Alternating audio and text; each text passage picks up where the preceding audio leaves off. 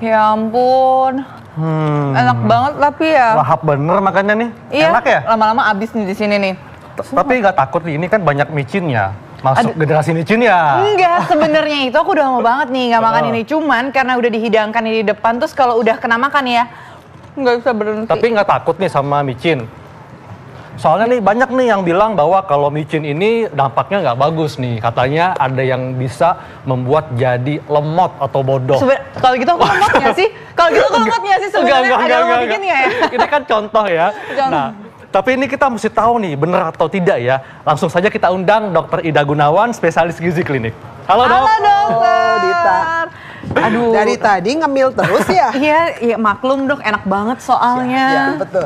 Sebenarnya sih aku tuh penasaran, kan kayak udah lama banget nih ya aku nggak makan, terus tiba-tiba sekali makan tuh kayak enak banget, terus nagih. Nah, itu tuh makanannya tuh lebih enak dan nagih. Itu fakta atau mitos nggak sih? Itu adalah fakta. Fakta kalau Anda makan seperti ini pasti nggak berhenti makannya. Betul kan? Iya, bener-bener nggak berhenti sih. Lupa diet langsung. Iya, emang bikin gendut ya? Ya kalau banyak kalorinya besar itu digoreng. Nah ini kenapa nih dok? Kalau penambahan micin atau vetsin ke makanan bisa bikin makanan jadi lebih gurih dan enak? Ya, jadi gini. Mula-mula micin itu datangnya dari mana sih? Kita kepengen tahu ya. Apa bedanya dengan garam, dengan gula, penguat rasa lainnya. Nah, micin ini pertama kali ditemukan tahun 1908 oleh seorang profesor Ikeda dari Jepang. Dia nemukannya ambil ekstrak dari seaweed, rumput laut. Rumput laut dok ya? Nah, jadi begitu diekstrak, kok dia makan rumput laut ini kok punya rasa yang nggak sama kayak garam, nggak sama dengan gula, kok punya rasa yang berbeda. Ini apa sih sebetulnya? Kemudian diekstrak, oh di dalamnya ada glutamat.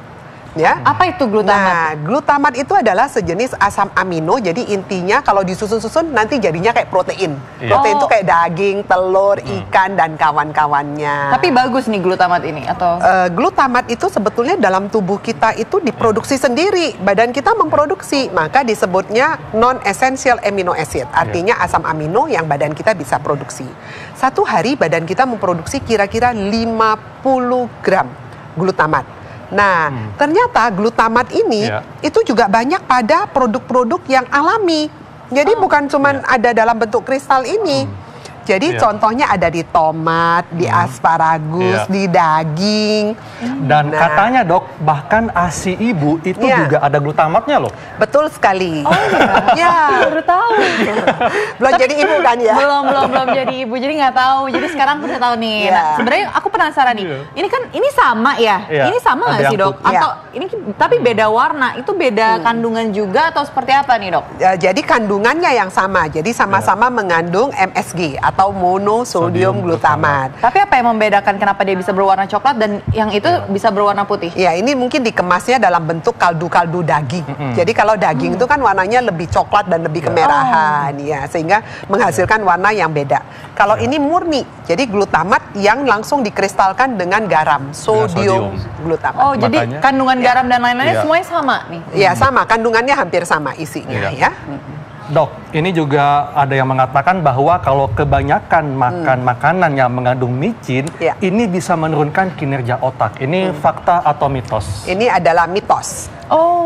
Jadi tenang Dita, tenang ya. Jadi istilah generasi micin itu memang menjadi satu tanda tanya.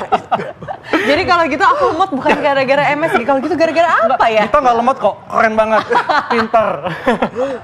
Gini, intinya gini, kalau Anda makannya sewajarnya si bumbu micin, micin ini kan sebagai penguat rasa, hanya menambahkan supaya rasanya menjadi pas. Tapi kenapa sih dok ya? Kenapa kayak di sosial media di mana-mana itu kayak generasi micin itu kayak seakan kayak gara-gara MSG micin itu kenapa sih dok? Gini, orang menganggap orang yang banyak makan micin itu paling banyak dikemas dalam bentuk apa sih? Snack dok. Yes, snack. Nah, ini kan makanan yang tidak bergizi, tanda kutip. Iya. Isinya kan hanya karbohidrat Betul. dan minyak yang digoreng kan, makanya enak toh ya. Enak banget. Kemudian dikasih garam, dikasih micin, penguat rasa. Anda makannya nggak berhenti. Iya, dari Apalagi kalau tadi. makannya sambil nonton TV, Dok. Nah iya, Wah. emang satu ginian berapa kalori ini? Ini kira-kira mau 300-400 kalori. Nah, Ya, tapi gizinya kan itu cuma... gendut dong saya nanti. That's why. Jadi Iya. makanya isinya kan cuma karbohidrat dan lemak. Proteinnya mana? Tapi enak loh Dok kalau misalnya kayak Nah, sambil iya. nongkrong gitu kan sama teman-teman. Atau sambil gosip ya. Aku, ayo. Ketahuan. Ya maklum namanya juga cewek. Iya. Ini setara apa sih 1.400-300 itu tadi? Satu porsi ya, jadi Iya. kira-kira 100 gram Heeh. itu bisa kira-kira 400 kalorian. Oh, setara 400 dengan kalori. nasi. Oh, nasi itu satu porsi, pernah lihat nasinya Nasi satu mangkok ya? Satu mangkok yang kalau kita makan di Padang? ayam goreng atau di Ah. mana seperti itu kan Iya. ada semangkok tuh Iya. ya. Itu kira-kira 200 kalori. Nah, lo Dita. wow, kali. ini lebih Lebih banyak banyak loh dong. ini. Oh, tapi kenapa ya? Kalau ini katanya lebih banyak, tapi Iya. kalau yang nasi itu lebih sedikit. Jadi tapi berdosa kenapa- kayaknya ya? Tapi yang lebih bikin kenyang itu nasi. Nasi, iya. Nah iya, Karena karena ini nggak bikin kenyang Dok. ya ini kan makannya tanpa rem toh ya, karena rasanya yang gurih. Rasa Iya. gurih itu adalah rasa yang membuat kita menagih. Oh, jadi terasa ringan gitu ya. Jadi MSG Iya. itu membuat seakan makanan itu terasa ringan untuk Betul. dimakan ya. Iya. Jadi kenapa dia dinamakan penyedap rasa? Karena dia menguatkan rasa yang sudah ada, tapi bukan menguatkan rasa yang dulu pernah ada ya.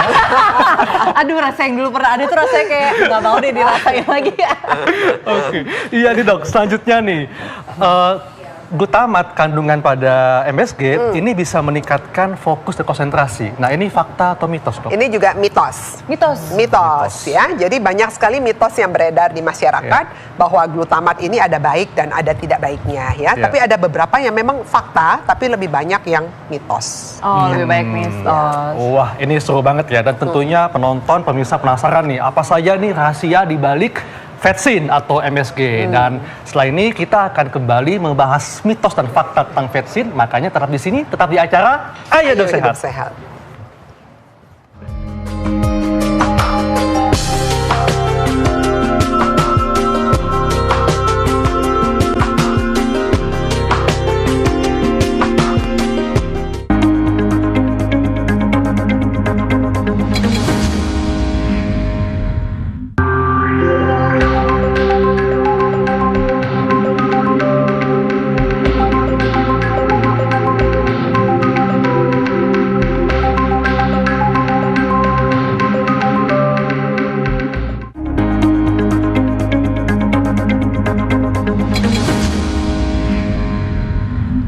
Ya pemirsa, kita masih di Ayo Hidup Iya. Sehat. Nah, tapi dari tadi aku nggak berhenti-berhenti nih yang ngomongin tentang penyedap rasa, terus yang ada snack di depan aku ini juga, aduh wow. Iya. Nah, Tadi Dita makan ini pusing nggak? aduh kayaknya, tapi sebenarnya bener nggak sih? Tapi agak dikit pusing, jadi tuh kayak pernah nih Dok ya, kayak aku tuh lagi suka-sukanya tuh kayak makan, apa namanya, kayak ini nih, Snack-snack ya. snack-snack, keripik-keripik ini nih, itu kan enak banget ya Dok ya. Terus tiba-tiba, kepala aku tuh kayak pusing, kayak kelayangan. Itu fakta atau mitos nggak sih Dok? Mungkin ini makannya sambil inget pacar kali ya, pusing jadinya kan. Itu adalah fakta. Oh, Fakta Dok. Fakta. Jadi gini, Iya.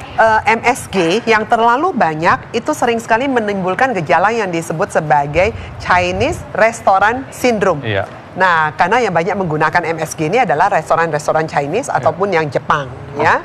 Ya, jadi sering sekali menimbulkan sindroma. Sindroma itu adalah kumpulan gejala. Gejalanya apa? Sakit kepala. Ya. Kemudian muka rasanya tebel. Lalu ya, Baal gitu, iya kayak baal, kebal. ya. Terus lidah kok rasanya seperti tebel dan haus melulu. iya betul. Itu kalau misalnya saya, itu dampaknya ya Dok. Kayak Dampaknya. misalnya nih ya, abis makan penyedap rasa atau apa tuh sering banyak minum air putih atau gimana? Betul, betul. Karena rasanya kok haus lagi ya, kok haus lagi, rasanya nggak enak di lidah kita. Oh, itu Ya. kalau misalnya untuk menghilangkan efek rasa haus itu tuh harus seperti apa nih Dok? Ya minum.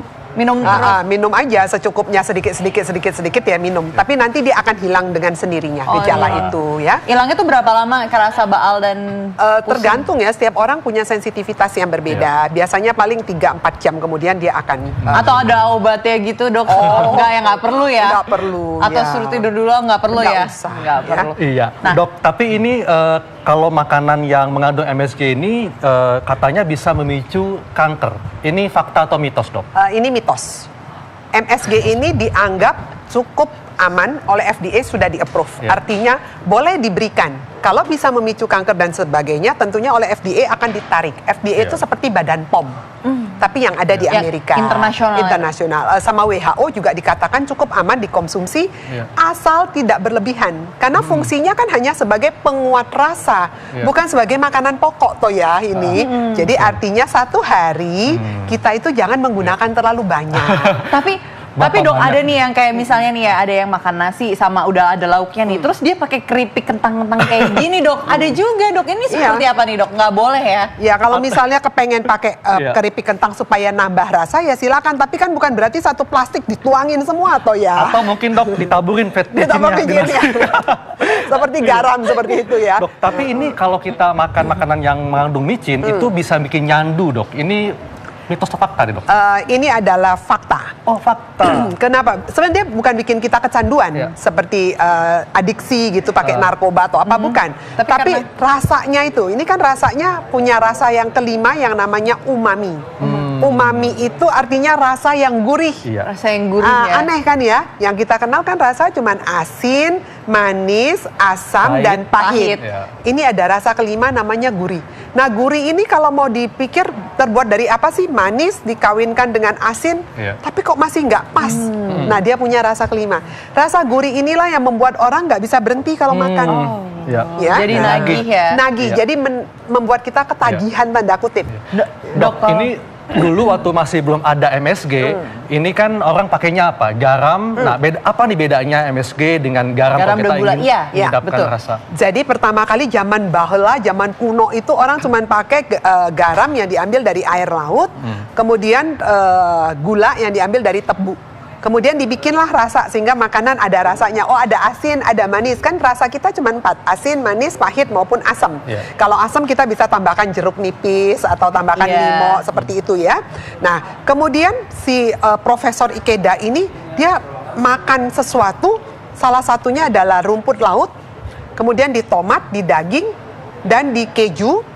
Kok menemukan rasa yang bukan cuman asin manis, tapi kok ada rasa lain. Rasa berbeda Rasa berbeda. Nah, rasa itulah yang dia temukan, yang namanya gurih. Dan bagaimana dengan jamur dok? Kan ada nih makanan yang tidak mengandung MSG, tapi ternyata diganti dengan jamur. Nah, ini jamur yang dihidrolisa atau diekstrak. Ini bagaimana nih dok? Sebetulnya sama aja, cuman itu bentuk dagangannya aja ya, bentuk dagangnya jadi dipakein baju, orangnya tetap sama Dita. Isinya gitu. Tetap sama. Cuman dibajuin. Jadi ceritanya MSG ini selain diekstrak dari rumput laut, dia juga bisa diekstrak dari jamur tadi. Jadi makanya orang bilang ini bukan micin biasa, tapi ini jamur, ekstrak jamur ya sama juga yang diekstrak. Jadi sama dok ya? Nah dok, kalau fakta mitos selanjutnya nih, katanya di dalam tubuh kita ini sudah ada kandungan MSG-nya, itu secara alami nih, itu fakta atau mitos nih dok? Ini adalah fakta. Jadi tubuh kita sendiri bisa memproduksi glutamat, makanya dikenal sebagai asam amino non-esensial. Jadi artinya bisa juga produksi oleh tubuh sebanyak 50 gram satu hari. Jadi itu diproduksi di bagian organ kita yang mana itu dok? Kalau tadi kan di ASI, kalau selain itu ada lagi? Dia banyak di hati, ginjal. Jadi makanan yang Anda makan dari luar, misalnya Anda makan tomat, Anda makan daging, Anda makan keju, makanan-makanan itu nanti di dalam tubuh itu akan menghasilkan asam amino yang salah satunya adalah glutamat. Berarti fungsi untuk sendiri ya ini, tadi kita ngomongin ginjal nih dok ya. Berarti untuk kebanyakan makan penyedap rasa ini MSG ini bisa merusak ginjal juga, karena kan katanya tadi hati atau ginjal itu sudah memproduksi kan. Kalau dia banyak berlebihan, yang pasti akan terstimulasi pertama adalah CNS. CNS itu otak. Jadi cerebral neurosystem. Jadi sistem otak dulu yang kena, makanya kita kenal sebagai Chinese Restaurant Syndrome. Yang pertama dikeluhkan selalu sakit kepala dan mual juga dok ya. Pantas ketika saya masih bayi saya doyan ASI karena mengandung glutamat. Iya. Nah ini selanjutnya kita akan lihat nih pernyataan masyarakat terkait dengan monosodium glutamat. Berikut tayangannya.